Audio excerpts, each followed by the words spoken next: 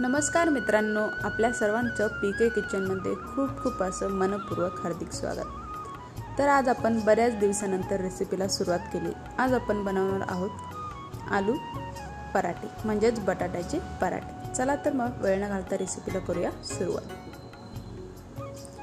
इथे आपण सगळ्यात पहिले एका ताटामध्ये गव्हाचं पीठ हे घेतलेलं आहे। 1 ते 1.5 वाटी गव्हाचं पीठ घेतलं चाळून मस्त। त्याच्यामध्ये आपण इथं थोडंसं चमचाभर साजूक तूप घालून घेऊया। इथे मी 2 चमचा साजूक तूप घालून घेतल्यानंतर असं ते हाताने व्यवस्थित त्या पिठाच्या गाठोड्या असं त्या अशा सॉफ्टपणे फोडून घेऊया आणि एकत्र करून घेऊया। हे एकत्र करून झालं की आपल्याला पाहिजे तेवढं किंवा ॲड होईल तेवढं आपण थोडंसं पाणी घालून घेऊया आणि पीठ हे मळून घेऊया, म्हणजेच कणिक मळून घेऊया। तरी तर आपण आता कणिक मळून घेतलेलं आहे पराठ्यासाठी। आता आपण त्याला थोडंसं वरतून तूप लावून घेऊया। तूप लावून घेतलं की चोळून घेऊया व्यवस्थित आणि थोडंसं हे कणिक भिजून घेऊया, म्हणजे पराठे छान मऊ लुसलुशीत येतील। तोपर्यंत इकडे मी बटाटे उकडून घेतले होते, आता ते आपण किसणीने असे किसून घेऊया, म्हणजे पराठ्यामध्ये असं बटाटे कुठे आबडधोबड लागणार नाही आणि व्यवस्थित चिकन किंवा बारीक होती। इथे आपण सर्व बटाटे हे किसून घेतलेले आहे, बघू शकता। नंतर इथे बारीक कट केलेला मीडियम साईजचा 2 कांदा घातला, बारीक हिरवी मिरची कट करून घेतली तीही घातली। नंतरला अद्रक लसूण बारीक कट केलेला, थोडीशी कोथिंबीर बारीक कट केलेली। नंतरला इथे आपण ओवा हा हाताने व्यवस्थित असा चुरमरून किंवा घासून त्याच्यात टाकूया। इथं ओवा घेतला तो आपण हाताने असा व्यवस्थित बारीक करून आणि त्याच्यात घालून घेऊया। एकदम त्याचा छान असा सुगंध येतो हाताने घासल्याने। नंतर लाल तिखट घातलं थोडंसं, थोडीशी हळद घालून घेतली, जिरे घालून घेतली थोडे। आता थोडासा 1 चमचाभर गरम मसाला घालून घेतला, 1 चमचा मीठ किंवा चवीनुसार मीठ घालून घेतलं। सगळ्यात लास्ट आपण इथे आमचूर पावडर घालून घेतली। आता हे सर्व घालून झालं की लगेचच आपण हे मिक्स करून घेऊया। तुम्ही तुमच्या आवडीनुसार मसाले घातले तरीही चालेल। आता हे व्यवस्थित असं मिक्स करून झालं, तुम्ही बघू शकता। याचे थोडेसे असे बॉल्स करून घेऊया, त्याच आकाराचे आपण जे कणिक होतं त्याचाही बॉल असे करून घेऊया। बघू शकता इथे आपण त्याच साईजचे बॉल करून घेतले सर्व। आता आपण फायनली पराठा लाटण्यासाठी इथे कणिक घेतलं, त्याची छान अशी आपण थोडीशी छोटी अशी पारी करून घ्या पीठ लावून।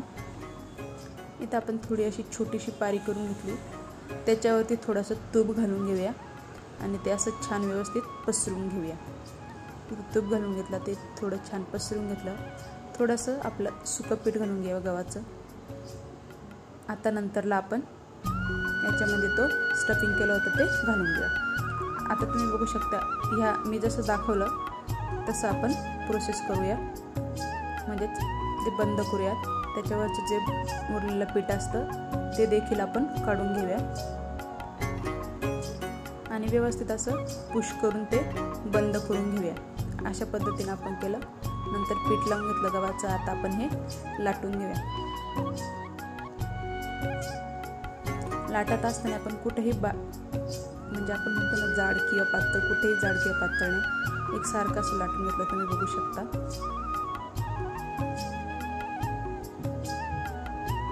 तर इथं आपण पहिला पराठा किंवा पहिली रोटी ही लाटून घेतली, तुम्ही बघू शकता। आता आपण त्याच पद्धतीनं दुसरीही पारी करून घेतली, तूप लावून घेतलं, सेम तीच प्रोसेस जशी पहिली केली आपण। मस्त स्टफिंग वगैरे असं ह्या पद्धतीने भरून घेतलं, रोल गोल केलं, ते असं थोडंसं पुश केलं आणि त्याच पद्धतीने लाटून घेऊया। आता आपण इथे सर्व पराठे हे व्यवस्थित लाटून घेतलेले आहेत। तर फायनली इकडे आपण तोपर्यंत तवा हा गरम होण्यासाठी ठेवलेला होता ऑलरेडी।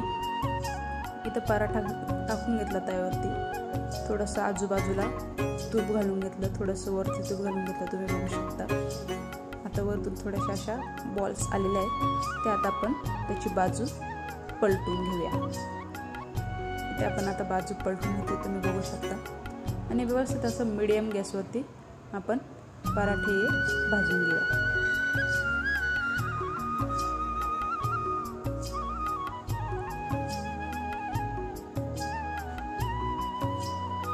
तरी तर आपला पहिला पराठा बनवून हा तयार आहे, तुम्ही बघू शकता। तीच प्रोसेस, सेम तीच मेथड वापरून आपण सर्व पराठे हे भाजून घेऊया व्यवस्थित मीडियम गॅसवरती, म्हणजे तूप वगैरे लावून असं मस्त भाजून घेऊया।